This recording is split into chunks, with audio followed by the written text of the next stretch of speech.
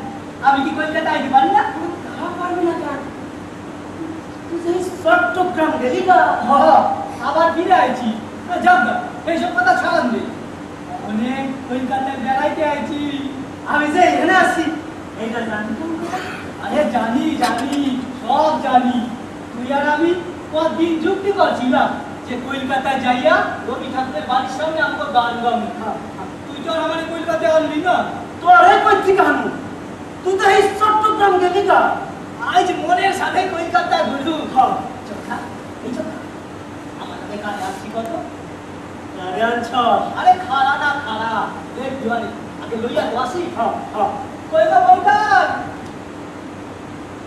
Balkan আরে আসো আসো আসো আসো আসো আসো আসো আসো আসো আসো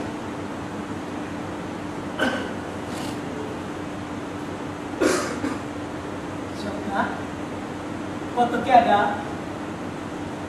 দাদা না বলকান এইবার মুখখান দেখাও আরে কি হইলো দেখাও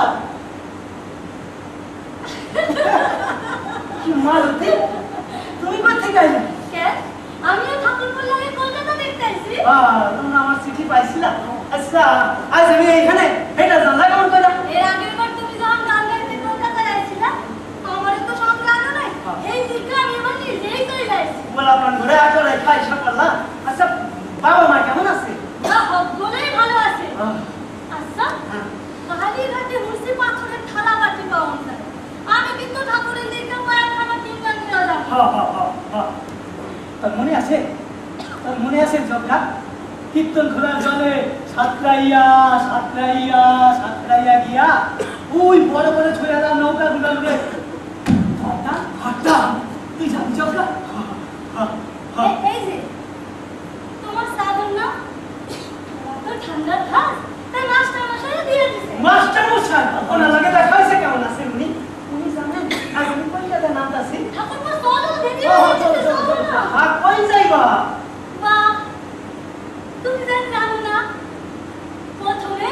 প্রথমে জোড়ার সাথে ঠাকুর বাড়ি যাবো তারপর কালীঘাট দেবো রাজশাহীর বাড়ি দেবো তারপর চিড়িয়াখানা যাবো সব শেষে যাবো হাওড়ার ব্রিজ দেখতে জয় যোগা হ্যাঁ তো তারা মানুষটা আমিও তো খালি রাইতে ট্রেনে এক লাগেই দর্শন করু তুমি এইখানকার কাজ কর্মগুলো ছাইড়ে দাও হ্যাঁ আমরা ততক্ষণ কালীঘাটটা ঘুরে দেরি তোমার কাজ হয়ে গেলে তারপর তুমি আও আমরা ওইখানে অপেক্ষা করব কেমন যেন ঠান্ডা ঠান্ডা লাগতে আসে কই কি তোর যা তো টাকা দিব না না তুই গাই দিস জগা এই জানলা তুই আর আমি কিন্তু আবার আমাকে কীর্তনে দোয়ার বলুন কি রে বলবি তো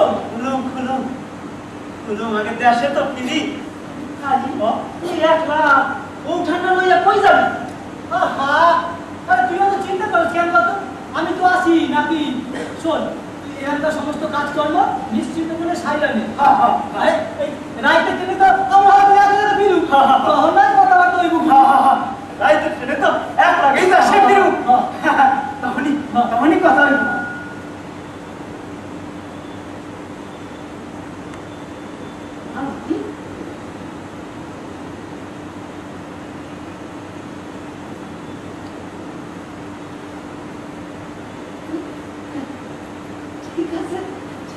ঠিক আছে উঠো ঠিক আছে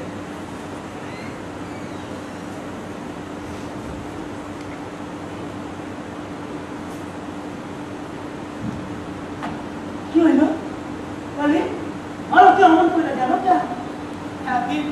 একদিন তোর সাথে একলা আসিল তো এই লইকা আমি যাই শোন তোর দিকে আমরা অপেক্ষা করে থাকবো কিন্তু তুই নিশ্চিন্ত মনে এখানকার সমস্ত কথাবার্তা সাইরানিস আহা আরে তুই তো চিন্তা করছিস এক কত আরে আমি তো আসি নাকি জয় যজ্ঞা রাইতে ট্রেনে কিন্তু আমরা হক বলে একভাবে ফিরু তুই নিশ্চিন্ত মনে এখানকার সমস্ত কথাবার্তা সাইরানিস আমি যাই যজ্ঞা আমি যাই তুই নিশ্চিন্ত মনে এখানকার সমস্ত কথাবার্তা সাইরানিস আমি যাই যজ্ঞা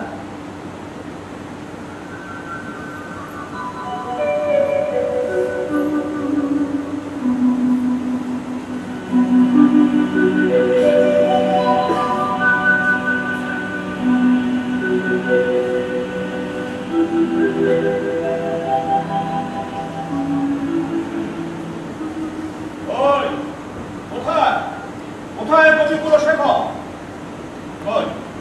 কোথায় কবিগুলো শেখো একই তুমি কে হে বাবু একে আমি যজ্ঞেশ্বর দে বেঁচে থাকো বাবা যজ্ঞেশ্বর।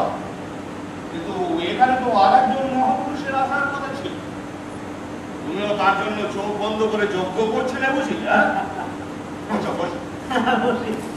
আপনিও বসেন। কেন একলা করতে ভরসা হয় না বুঝি? আজ্ঞা না, তোমাকে বসার কথা বললাম, তা তুমি হয়তো ভাবলে এই লোক তোমাকে শেষ পর্যন্ত পথে না বসিয়ে ছাড়ে। বসো বসো। তা দেশবন্ধুর কাছে আসা নিশ্চয়ই। আজ্ঞা কি কেস? হ্যাঁ বলছি কেসটা কি? জমি দখল, মাথা ফাটা বাড়ি, নাকি ইংরেজের গাড়িতে বোমা, কোনটা? আজ্ঞা এইসব কিছু না। ও তাহলে তার চাইতেও বড় ব্যাপার। বেশ, কি হলো? কি দেখছো? আজ্ঞা কিছু না। কিছু না মানে?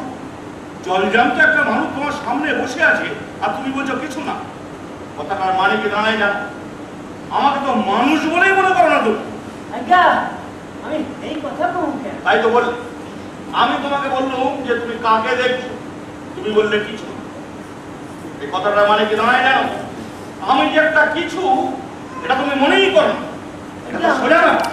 আমি তো কিছু বুঝতেও পারতেছি না। এবার কিন্তু তুমি আমাকে অপমান করলে। হে আচ্ছা মুশকিল, আপনার অপমান করলাম আমি কখন? এই তো একটু আগে। মানে মানে মানে আমি তোমাকে এতগুলো কথা বললুম, খাঁটি শান্তিপুরি ভাষাতেই বললুম, অথচ তুমি বলছো যে তুমি কিছু বুঝতে পারছো না। তার মানে আমি আমার এমন একটা লোক যে কোনো কথা বুঝিয়ে বলতে জানে না, কিংবা যা বলে তার কোনো মানেই হয় না। আমি তো এই কথা কই না। এবার তো মিথ্যে কথা বললে। হে কি কইলাম? হয়তো বললে যে তুমি আমার কথা কিছু বুঝতে পারছো না, আর এখন বলছো তুমি এসব কিছু বলোই।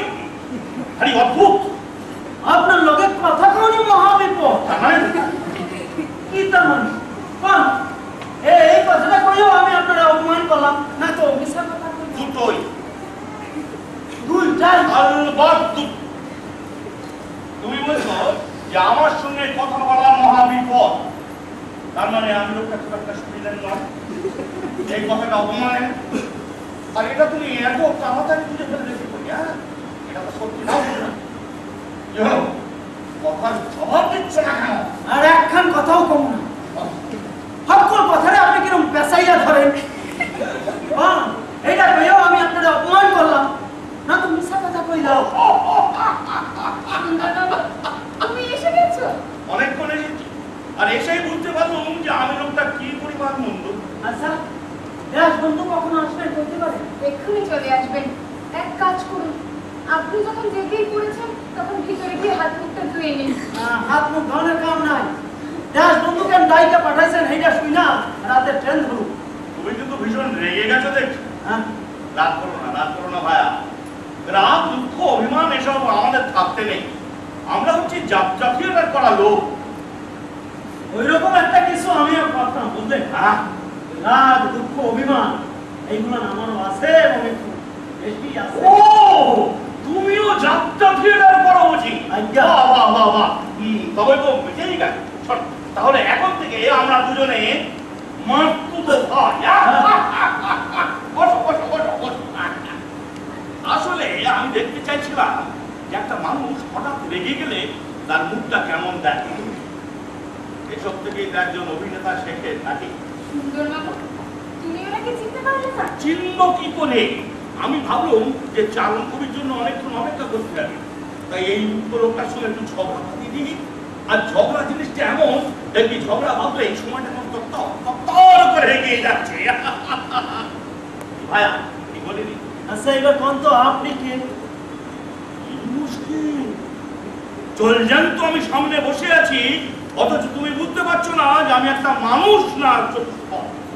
সোজা কথার সহজ উত্তর দেওয়াটা কি খুবই কঠিন? সুন্দরবাবু হচ্ছে রসরাজ অমৃতলাল বসু। হ্যাঁ আপনি আপনি রসরাজ অমৃতলাল বসু। খারাপ খারাপ এখন প্রণাম তো আগে করি। সাধু সাধু। 4 বছর আগে এই বাড়িতে যখন গাইতে আইছিলাম তখন আপনার খোঁজ করছিলাম, কিন্তু দেখা পাই না।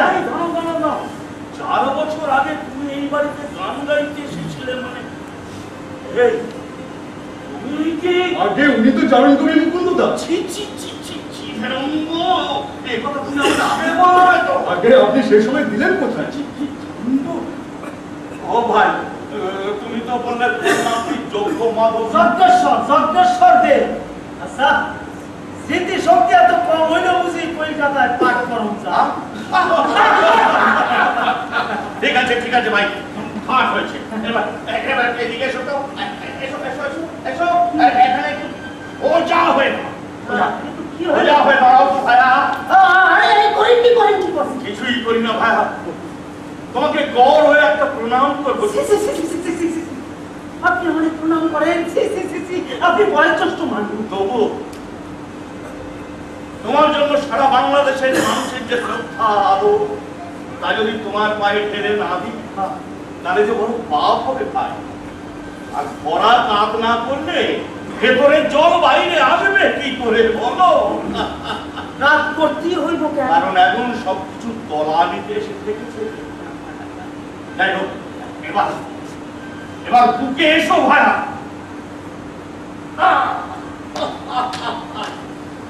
এইটা নটুয়া অমৃতলালের অভিনয়।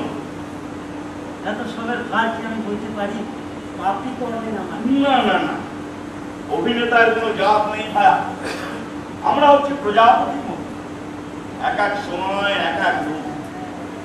এইরকম রূপ বদলাতে বদলাতে এক সময় অরূপের সঙ্গে মিশে যাওয়া। ঠিক তোমার পালাতে এই সমস্ত কথাই তো লেখা আছে নাকি? কিন্তু আপনি আমার ওই সব পালার কথা জানলেন কেন? জানি জানি, আমি তো শুধু অভিনয় করি না, অভিনয় দেখেও বেড়া। ওই নবদ্বীপের যাত্রাওয়ালা মহিলা, তুমি যখন জেলে, সে তো তখন তোমার পালাগুলোই সারা বাংলাদেশে গোপনে করে বেড়াচ্ছে। হয়তো তোমার উন্মাদিনী রায় পালাই করছে, আর তার মধ্যে মাঝে মাঝে খুঁজে দিচ্ছে এই সমন্দনার পানি। হ্যাঁ, লোকটা এলেম আছে। তোমাদের মতো ক্ষমতা আমার যদি সামান্য একটু থাকতো। তোমাদের ক্ষমতা যে কত তা জানে বাংলার এই নাট্যশালা। ও চারণ কবিকে তোমার প্রণাম করাই হয়নি। ঠিক আছে ঠিক আছে ঠিক আছে, ওঠো ওঠো ওঠো ওঠো না। তোমার আমার আছে, আমি ঠিক চিনতে পারলাম না। আমি সরোজিনী, দেশবন্ধু আমার বাবা। 4 বছর আগে যার বিয়েতে আপনি গান গাইতে এসেছিলেন, আমি সেই।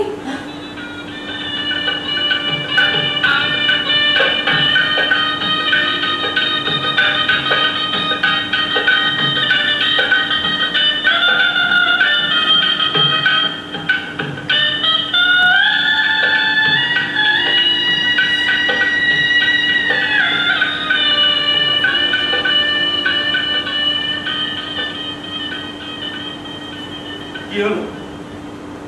এই কষ্ট তো তোমার সাজে না কবি বল। যেসব দামাল ছেলের জন্য সারা বাংলাদেশ যুগ যুগান্তর ধরে অপেক্ষা করে, আর আমরা তাদের স্মৃতি নিয়ে গর্ববোধ করি।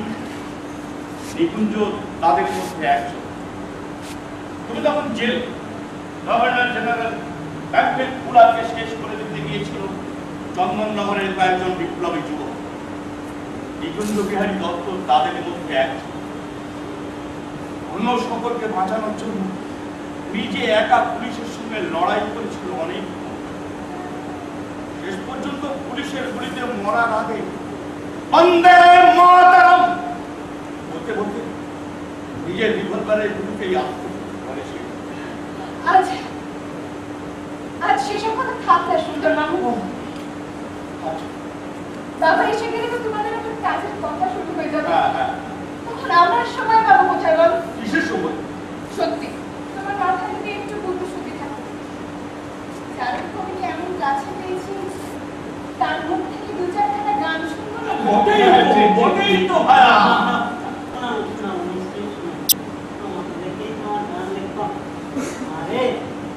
এই দেশ একদিন স্বাধীন হইব, বাংলারে ভাগ কইরা রাখাও অত সহজ হইব না।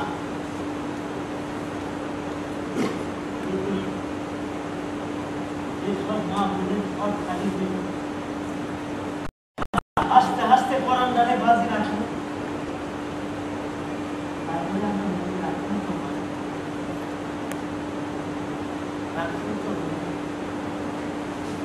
শনিবার বেলা 10টার পরে চচকটেতে লোক না ধরে মা গো। শনিবার বেলা 10টার পরে চচকটেতে লোক না ধরে মা গো। অভিরামের দ্বীপ চালান মা, ক্ষুদিরামের ফাঁসি একবার বিদায় দে মা, হাসি হাসি পর্ব হাসি দেখবে ভারতবাসী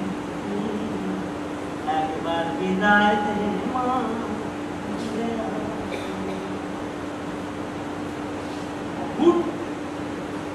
তাহলে মধ্যে গানটা শিখাইছিল পাটনার লোক আছে গান। কষ্ট পাই না মান, কষ্ট পাই না, আমরা তো আছি, কষ্ট পাই না।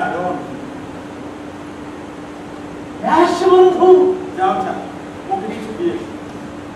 এরপর কিছুদিন নিশ্চিন্তে বিশ্রাম, তারপর আবার কাজে নেমে পড়া। এই বাংলাদেশে তোমার মুখে থেকেই তাকিয়ে আছে।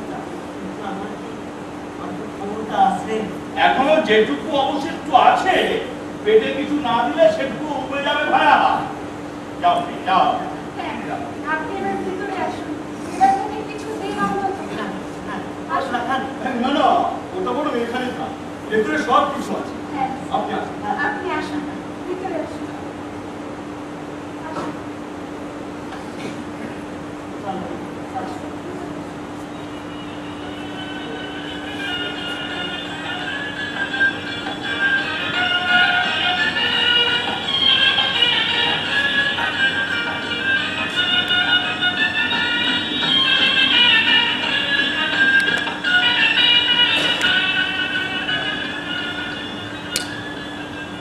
অবাক হয়ে ভাবি অমৃত, এইরকম একটি মানুষ, সরল সাদাসিধে শান্ত, কোনো অভিমান নেই, বাইরে কোনো আড়ম্বর নেই, অথচ এই মানুষটা যখন যাত্রার আসরে নামেন তখন পুরো বাঘ, হাজার হাজার দর্শক তার হাতের মুঠোয়।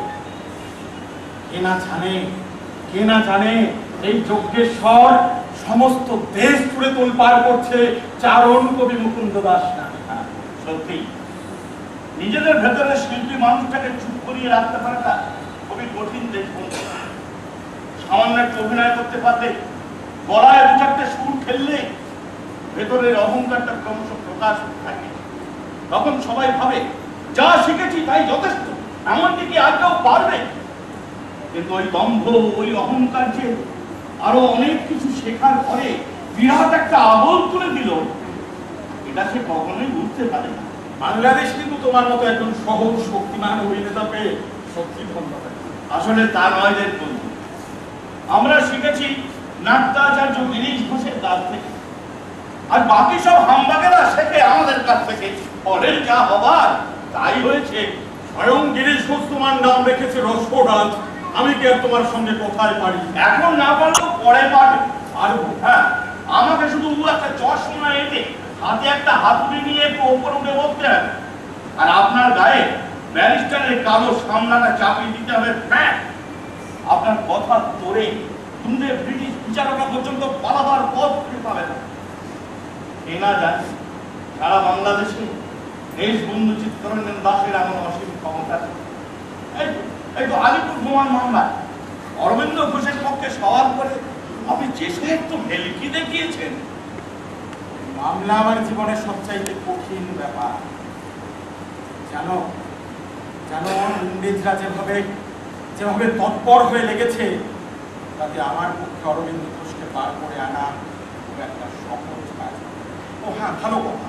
আচ্ছা, রসরাজ চারণ কি তার দেশ বাড়ির সমস্ত কথা জানতে পেরেছে?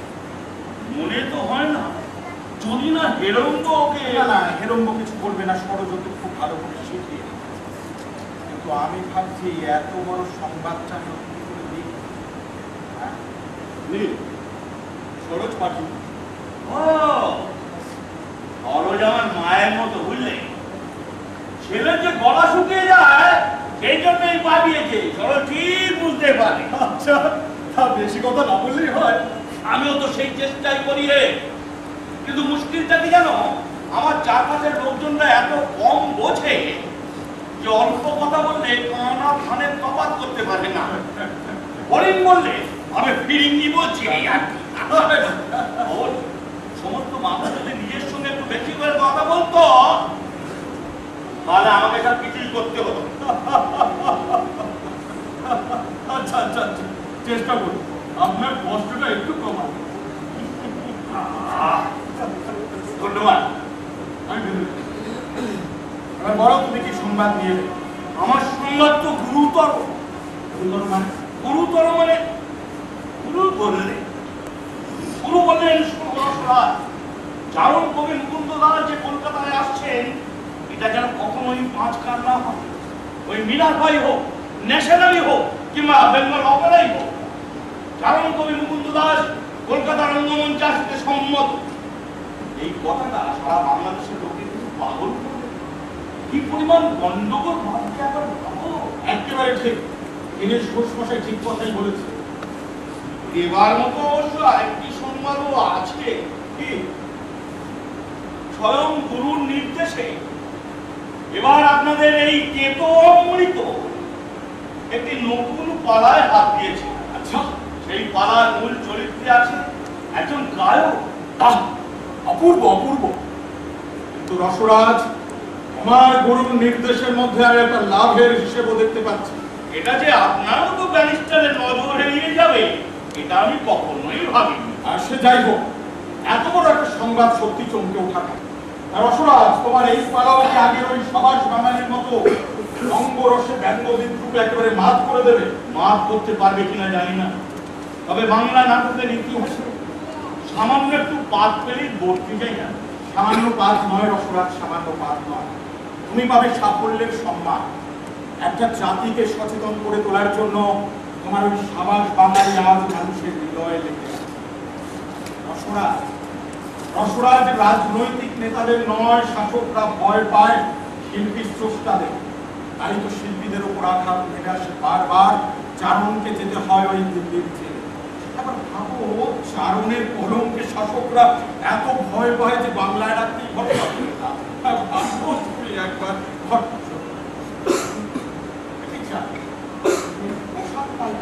আজ্ঞা সরোজিনী মা কইছিল পরে তো ট্রেন ধরো ভাল লেগা। বসো বসো বসো। বলছিলাম যে খাওয়া দাওয়া করেছো তো ঠিক মতো? না, প্রায় কিছু তো খেলেন না। সে কি, কেন? খাইছি খাইছি খাইছি। আসলে আমি বললাম যে গলায় কণ্ঠি দেওয়া বৈষ্ণব আমার মতো অবস্থা ছাড়া ও ছুরি সামনে কিন্তু আপনি তো মাতাজির কাছে সাক্ষ্যদানে দীক্ষা নিয়েছেন, আবার পাতার পর পাতা কোরআন শরীফ পাঠ করতে পারেন। এই আচ্ছা, আপনি কি ব্রিটিশ পুলিশের লোক? না, কেন বলেন না? যে সকল কথা শুনতেছেন এইগুলো তো সকলের জানা চারণ, এরকমও ঘোষাল বাংলাদেশের মুক্তিযুদ্ধ নিয়ে বই লিখছে। তাতে তুমিও আছো, আর বেশ অনেকটা অংশ জুড়েই আছো। হ্যাঁ, এটা তো ঠিকই আছে। হ্যাঁ, এটা ঠিক। আমার মাতাজির নাম ছিল সরোজিনী দেবী। কিন্তু আপনার একবার বৈষ্ণব হওয়া, তারপর আবার শাক্ত হওয়া, এর কারণটা কি? বৈষ্ণব আর শাক্ত এই কেন? এর থেকে সোজা উত্তর আর আছে না। ঘরে যখন কিছুই নেই তখন উপবাসই একমাত্র উপায়। তখন আমি খাঁটি বৈষ্ণব। অল্প আছে অল্প খাও, এটা বৈষ্ণব ধর্ম। কিন্তু যখন কোনো বড় বাড়িতে নেমন্তন্ন, রুচি, পোলাও, মাছ, মাংস, তখন আমি খাঁটি শাক্তেরও বাবা। একেবারে কবজি ডুবিয়ে খাও। আরে বাবা, মুক্ত নাও আর নাই নাও, আমাদের সকলের ধর্ম বই একটাই। ঠিকই কইছেন বাবু। এই বাংলার মানুষ, মাটি, এরা বড় দেখেন না, একবার চাষ দিলেই মাটির কেমন সোনার ফসল। গ্রামের বটতলা, পুকুরের পানি পানি, হাতে বানানো পাশের বাসিতে কেমন মত সুর।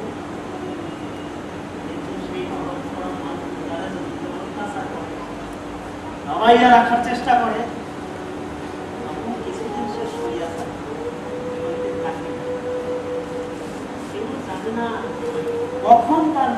বাইর হইব বিশ্বাস অবশ্যই শক্তির পূজা আমাকে মায়েরা আমাকে কেমন বলে ফেলতে আগলাই উঠানা হিসা দাম যেমন ঠিক নমস্কার পড়ায় যখন আছেন আমাকে সেই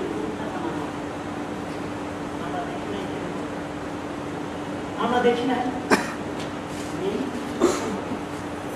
আমরা দেখি নাই উন্নাসিকের সময় নবদলনী করে উন্মাদিনী আর কি দানব থাকিবে বঙ্গে দানবদলনী হয়ে উন্মাদিনী আর কি দানব থাকিবে বঙ্গে আজর সন্তান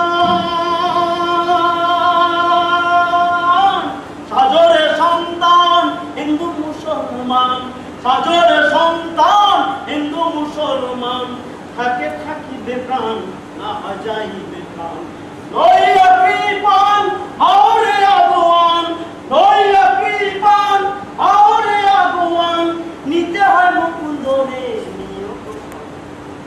হয় কি মরণে রাখিতে সন্তানে মাতঙ্গী মেতেছে আজ সমর রঙে হয় কি মরণে রাখিতে সন্তানে মাতঙ্গী মেতেছে আজ সমর রঙে হয় কি মরণে হয় কি মরণে হয় কি মরণে এরম বাবু উত্তর পাইলেন শুধু উত্তর না আরো অনেক অনেক কিছু ওয়ারেন্টি ওয়ারেন্টি আমার না প্রণাম করেন এইসব মহাপুরুষে তার প্রণাম করেন আমাকে খাইলেন মা তারাই না আমাকে ছয় সাতটা পাঠা অনেকদিন পরে গাইলাম তো তাই আজকের দিনটা বড়ই ভালো একটা 3 বছর পর বাড়ি যাবো আর একখান হইলো আমার আমার আমার মাতাজির মতন একখান মা পাইছি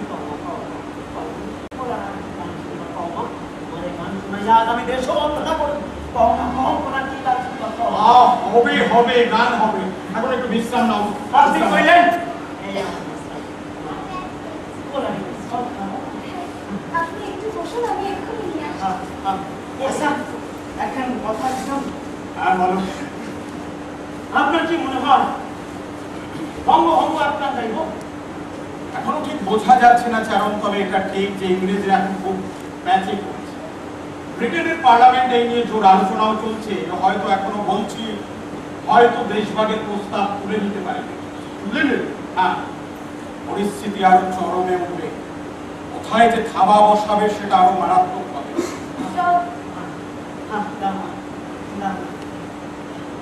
বাংলার বিপ্লবীরা যেভাবে এগিয়ে চলেছেন তাতে ইংরেজরা নিজেদের নিরাপদ ভাবছেন না। সমস্ত অত্যাচারের বিষয় ব্যাপার মেটাতে হবে। কিন্তু আপনি তো এখনো ওই কংগ্রেসীদের দাবিদার প্রতি বিশ্বাস করেন। হয়তো করি হেরম্ব, আমি তো একজন মানুষ। দেশের ওই সমস্ত যুবকরা নিজেদের প্রাণকে বাজি রেখে প্রান্ত থেকেও প্রান্তে ছুটে চলেছে, অকুত ভয়ে ফাঁসির দড়ির দিকে হেঁটে যাচ্ছে, পুলিশের অত্যাচারে পঙ্গু অথর্ব হয়ে যাচ্ছে, তবু একটা কথা বার করতে পারছে না ইংরেজ সরকার। কংগ্রেস হই আর যাই হই, আমার ভেতরেও তো আগুন জ্বলে হেরম্ব। 7 বৈষ্ণব আর কি 5-7 বছরের দেশ টাকা সামান্য পত্র পত্রিকায় একটু লেখা বের হলে পুলিশে ধরে নিয়ে যাচ্ছে সম্পাদককে, তাদের জেলে ভরছে, অর্থদণ্ড দিচ্ছে, কেউ স্বদেশী গান গাইলে ধরে এনে চাবুকের পর চাবুক বসাচ্ছে।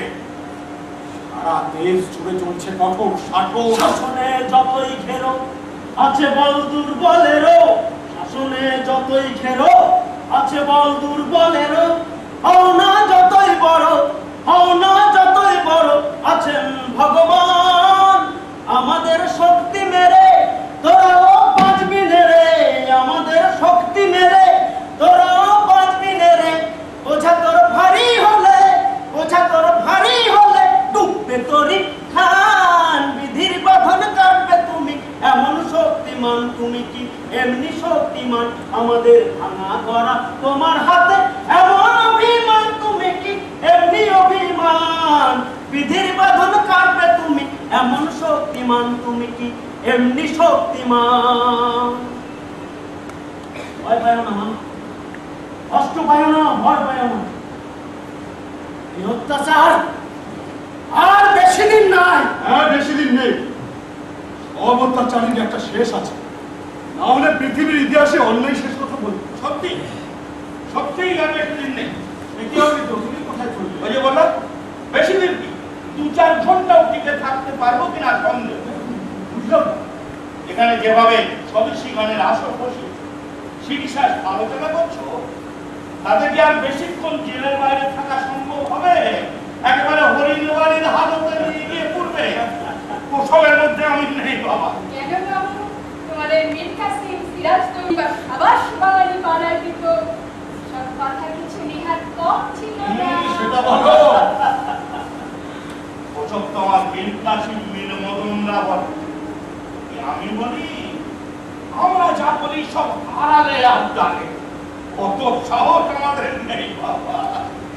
যাই হোক, চারণ করি কলকাতার নটওয়াদের পক্ষ থেকে তোমার কাছে একটা বিশেষ নিবেদন আছে। আর কি, ওই সকল গান আমি আর গাম নাই তো। না না না, একেবারে নয়, বরং ঠিক উল্টো। এবার কিন্তু কথাটা সত্যই বুঝতে পারবো। আমরা কিন্তু সত্যি সত্যি চাইছি তুমি এখন থেকে এই কলকাতাতেই মান করো। কলকাতায় গান? সেই যে আপনার বন্ধু কালীপ্রসন্নকে বলেছিলেন, খারাপ একবার কলকাতায় শিয়ালদায় নাই না, কলকাতায় এমন একটা টান দিয়ে ঝাঁকি দিব সমস্ত বাংলাদেশটা তাই পাবো। সেই কখনো সময়টা বুঝেছি। আপনারা আমার ওই সকল কথা মনের মধ্যে গাইতে রাখছেন। আমরা সব মনে করে রেখেছি, এখন শুধু তুমি আমাদের মানটা রাখো।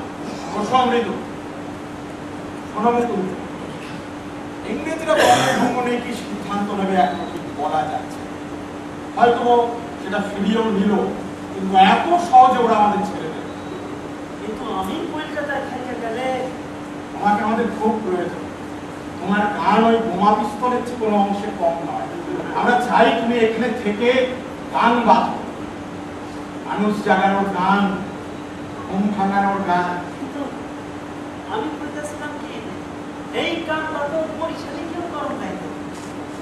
মানে এইখানে তো আমার কোনো উপায় রোজগারের রাস্তা না। বরিশালে আরেকখানে আমার পঞ্চাশ মিনিট আছে, সামান্য মুদি দোকানটাও আছে। দিনের বেলা 2-4 আনা বেচা কেনা যা হইলো হইলো, আর সন্ধ্যের কষ্ট ঠিক করে দেওয়া হইল। তাহলে কি এইখানে ভালো হইতো? কি হইলো? আচ্ছা আচ্ছা, বন্ধু, আপনারা কি আমার কাছে কিছু লুকাইতেছেন? না না, কিছু না কিছু না, কি লোক। কেমন যেন মনে হইতে আছে। কোন আমি কি ভুল কইলাম? আসলে বরিশালে আমার নারী দুটো আছে, মেঘনা ব্রহ্মপুত্রে আমার গানের সুরে দুটো। সবচেয়ে বড় কথা, আমার মাথার উপরে আছে মাস্টার মশাই। কে? অশ্বিনী কুমার দত্ত, এক সময় ব্রজমোহন স্কুলের শিক্ষক। কিন্তু আমরা যে তোমাকে এখানে বিশেষভাবে চাইছি ভাইয়া, আমার গুরু গিরিশচন্দ্র ঘোষের সঙ্গে সমস্ত কথাবার্তা হয়ে গেছে। গিরিশ ঘোষ মশাইয়ের সঙ্গে কথা হয়েছে? কি করছেন? নেবেন তাহলে আমার? কারণ তুমি আমাদের সঙ্গে থাকলে আমাদের শরীরে 10 হাতির বল আছে। মানুষ এমনিতেই নাটক এখন দেশবন্দনার কথা শুনতে চায়। তোমার লেখা নাটক ওই মাতৃপূজা, সমাজ, এই সমস্ত উল্লেখ করেছেন। করছেন কেমন কেমন লাগছে তার? এই মরেছে, ওই মাইকেলের মেঘনাথ কাব্যের মতো লেগেছে এমনটি বলা যাবে না। তবে গুরুদেব বলেছেন এই ছেলে নিজের তেজেই সারা বাংলা আলো করে তুলবে। গুরুদেব তোমাকে শ্রদ্ধা জানাচ্ছে। গিরিশ ঘোষ মশাই আমার পালা করছেন, করছেন পালা। কলকাতায় এসে আমার 2খান জিনিস দেখানোর বড় শখ আছে। 1 নম্বর হইল ওই জোড়াসাঁকো ঠাকুর বাড়ি, একখান পেন্নাম করার না পর্যন্ত আমার জীবন ঠাকুর। আর 2 নম্বর আপনাদের থিয়েটার। আমার মাস্টার মশাই বলতে দেখ জগা, একদিন এই দেশ স্বাধীন হইব, সমস্ত আন্দোলন পরিমাণ শান্ত হইব, কিন্তু বাংলাদেশের এই থিয়েটার একদিন কোনো দিন দরকার ভাই অনন্তকাল ধরে বাইসা থাকবো। কেন? না না, আমার মাস্টার মশাই আমার জিজ্ঞাসা আর কি। তখন আপনি কি উত্তর দিলেন? আমি আর কি কমু মা, লেখাপড়া কেমন জানা আছে আমার? কিন্তু পড়াশোনা জানা না থাকলে ওইসব বলা লেখেন কি করে? আরে দূর দূর, 2-4 খান পালা লিখতে পারলে যদি পণ্ডিত হন যাইতো, তাহলে তো সামসিকে 10 সিলের মাথায় ঠক্কর মারতো। তুমি কিছুই বললে না। এ তো নটুয়াদের একেবারে অপমান করে ছাড়লে। না না ঠিক তা না, কইলাম অল্প করে তুমি জানতে মাস্টার মশাই সাধারণ মানুষ তো আমাকে একটা কথা বলতে পারে কি যে করতে হয় এই তাই তাবু কথায় কেউ যখন সুন্দর করে সাজাইয়ে গুছাইয়ে পর তখন তারা জানে যে এইটাই তার কথা, এইখানেই তাকে আনন্দ, আর এইটাকে সেটা পাইছে। অপূর্ব অপূর্ব। মাস্টার মশাই কি বললেন? না তেমন কিছু কইলেন না, কইলেন যে অযজ্ঞা তুই ঠিকই কইছ। দেখি আমরা তো সেই জন্যই তোমাকেই চাইছি না। আসলে আমরা তো ঠিক বুঝে উঠতে পারি না এখন এই সময় কোন কথাটা বলা উচিত।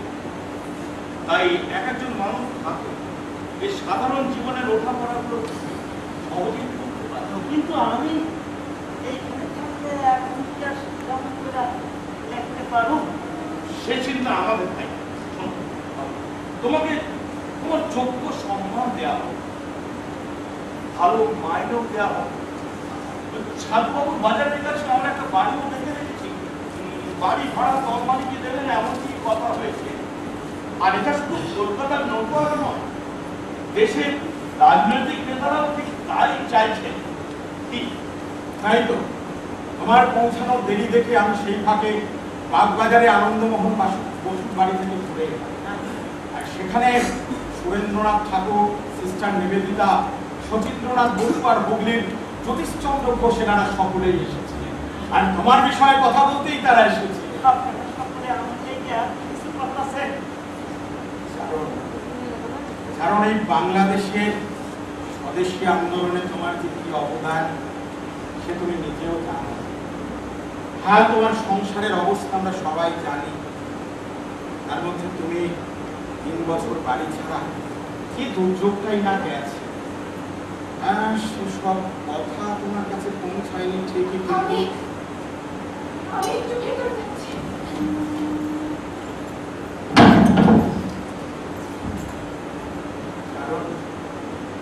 কারণ আমরা সকলে চাইছি যে তুমি এখানে থেকে কোনো একটা থিয়েটারের দলে যুক্ত হও, সেসব অমৃত দেখাশোনা করো। তুমি শুধু গান গাও, আর তোমার সংসার চালানোর দায়িত্ব আমাদের সকলে। কি অমৃত? একদম ঠিক। আপনাদের এই সকল কথা আমাদের কি পরিমাণ শান্তি দিচ্ছে। 3 বছর বাড়ি আসলাম, এত অবস্থা তো খারাপ হয়ে গেছে। সামান্য ওই বুদ্ধি দিয়ে কি আশপাশ ব্যাট চালানো যায়, এইখানে আনতে পারলে সবচেয়ে ভালো হতো। কিন্তু ওইসব বুদ্ধির দ্বারা মানুষ খুবটাই আনলে আমি কি আর তেমন করে দেখতে পারবো? গ্রামের গরু শহরের গাড়ি ঘোড়া দেখা কেমন যেন ভয় পাই না, দুধ তেমন বন্ধ করে দেয়। আমার অবস্থা যদি তেমনটাই ভয় দেয়। ঠিক আছে ঠিক আছে, তার জন্য তো আমরা আছি। তোমার কথায় ফিরিয়ে বলি, তেমন অসুবিধা হলে তোমাকে আমরা মাঝে মধ্যে মাঠে নিয়ে গিয়ে চড়াইয়ে আনবেন। ঠিক আছে, আগে তো দেশে ফিরি, বাড়ির লোকের সঙ্গে মাস্টার মশাইয়ের সঙ্গে কথাবার্তা বলি, ভাইবা দেখি। তারপর কারণ বলছিলাম যে কোনো মানুষই চিরকাল বেঁচে থাকে না। আর তোমার কলম দিয়ে সেই সব মানুষের কথা কতবার লিখেছ। মাস্টার মশাইকে কিছু হয়েছে? না না, তেমন কিছু হয়নি, তবে তিনি নির্বাসনে আছেন। কি মাস্টার মশাই নির্বাসনে? তার মানে বাইরে খাইতেছে কই? কালি তো আমার কিছু কইল। কে কাল? কালি আমার বন্ধু সরকারি চাকরি সেরা কি করে তো আমার লোক ভালো হইলে যা হয় তাহলে দেরি যাই না যাইতে একসঙ্গে দেশে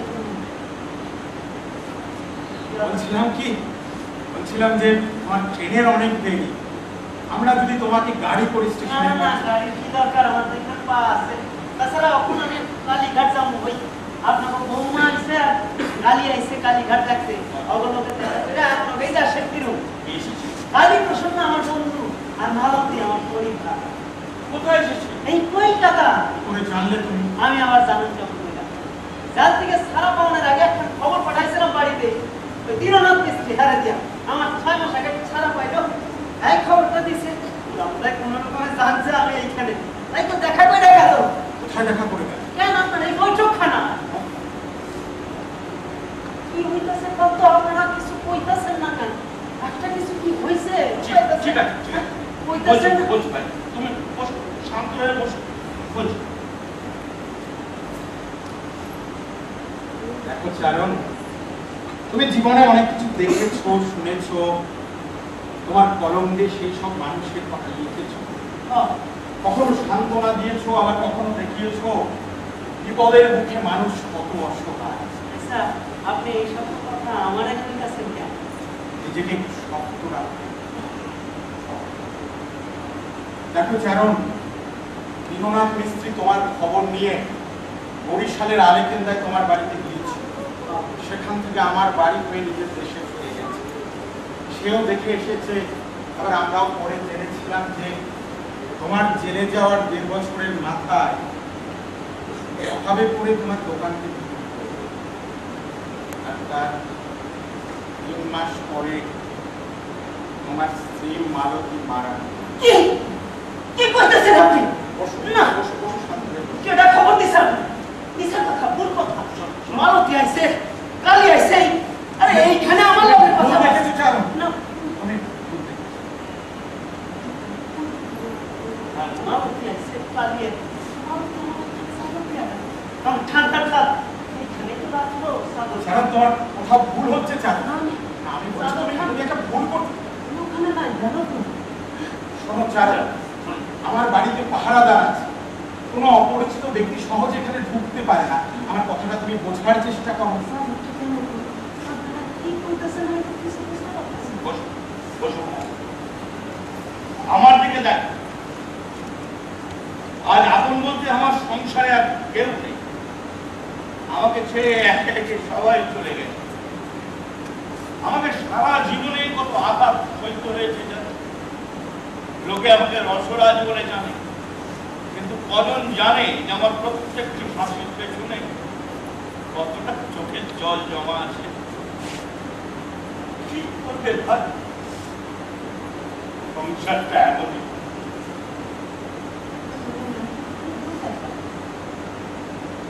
মালতী আইলো কালি আইলো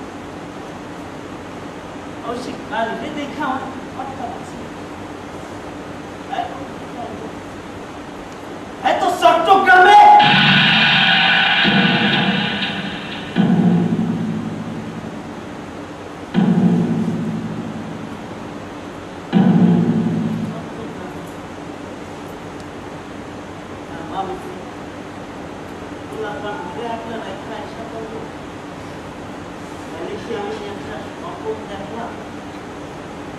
মুখে একটু জল দেবে। মুখে জল।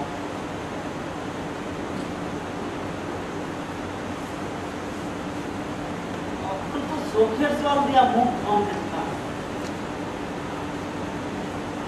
আমার চোখে কান্দ আমি কান্দি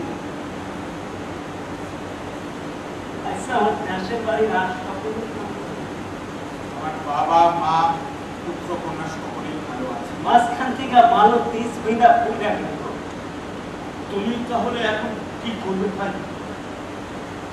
এখন আমি কি করবো এটাই করবো শোনো তুমি যদি রাজি থাকো তাহলে আজই আমাদের লোক বরিশালে যাবে তোমার পরিবারের সমস্ত লোককে এখানে নিয়ে চলে আসবে স্বয়ং দেশবন্ধু সব ব্যবস্থা করবেন করো আর মানব এই যে কীর্তন খোলা নদীর পাড়ে একলা একলা বৈশা থাকবে কি হইল কতদিন অভিমান করে কইছে আমারে একটা রেখা তুমি লাগাইতে যাও একদিন আইসা দেখবা আমি নাই তখন সারা জায়গায় যাইতে তুমি মালতীর পাইবার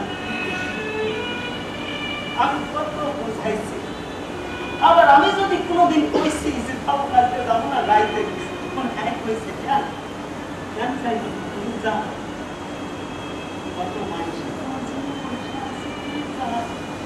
আমার কোনো কষ্ট হইব না, আমি তোমার মিশা কথা বলছি। মিশা কোনো কত মানুষের মিশা আছে আমার। তবে তুমি সরেই যাও চালক। ব্যাস বন্ধু, কইলাই যান। ওই যে আপনি কইলেন ব্রিটিশ বঙ্গভঙ্গ ফিরাইয়া নিলেও আবার কামড় বসাই মানুষ সঙ্গে তৈরি করুন না তো। আর না পেলে আমার মানসিক কথা যে মিশা হইয়া যায়, তাই তো আপনি অপেক্ষা করুন আমার লেখা এখন বড় ঘরে অপেক্ষা করে আছে।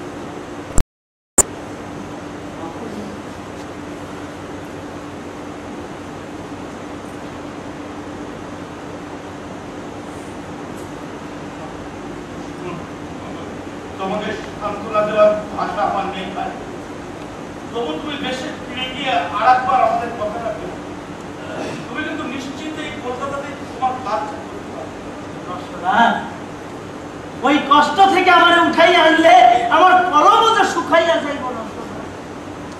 ওইসব মানুষের দুঃখ কষ্ট ভালোবাসা হাসি কান্না সামনে থেকে না দেখে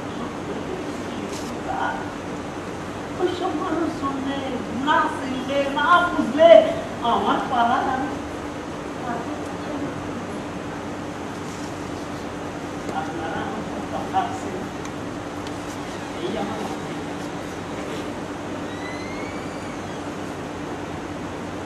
এটা নিয়ে যান, কিছু খাবার আছে, রাত্রে খাবেন। মারে তোমরা না থাকলে এই বাংলাদেশটা মরুভূমি হইয়া যাইতো। যদি কখনো বাড়ির সবাইকে নিয়ে কলকাতায় আসেন, তাহলে আমাদের এই বাড়িটা এসে উঠবে।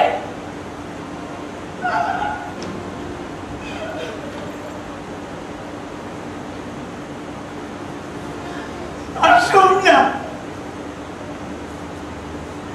আর আসুন না মা, আর আসুন না।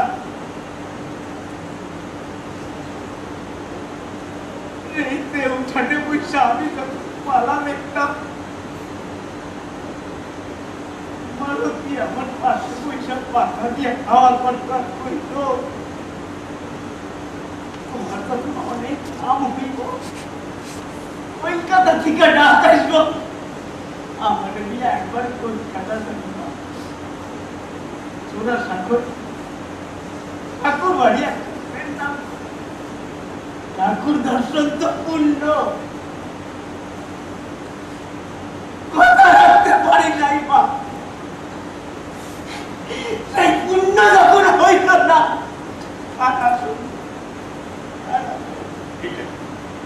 ঠিক আছে, সত্যি আমিও তো কলকাতার বাইরে কোথাও গিয়ে জল হাওয়া নিতে পারবো না, তাই আমি রইলাম কলকাতা। দুই মাত্র তো ভাই, পেটের দুই দিকে।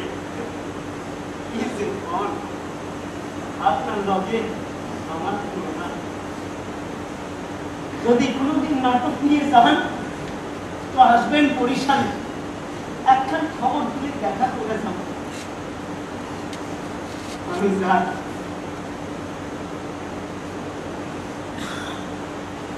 ব্যাস বন্ধু, যত কিছুই ঘটুক না কেন, মুকুন্দর কলম থামবো না। আপনি আমার আশীর্বাদ করেন ব্যাস বন্ধু।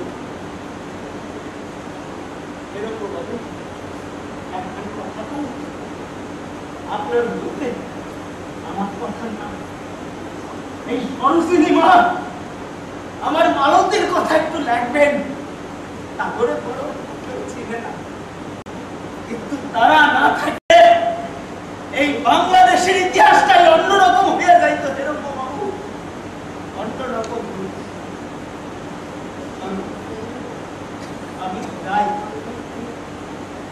আমি।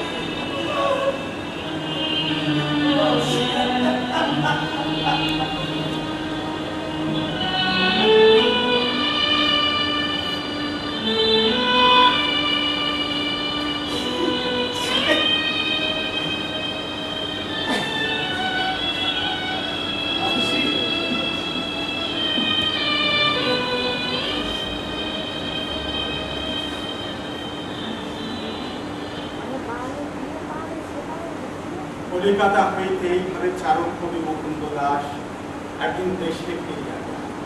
আর তারপর হইতেই তাহার লেখনী হইতে বাইর হইয়া আসিতে লাগিল একের পর এক অসামান্য পালা।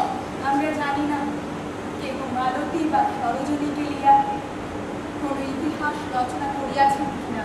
আমরা এও জানি না কত শত মালতী সরোজিনী তাদের জীবন সংযোগ দিয়াছিলেন।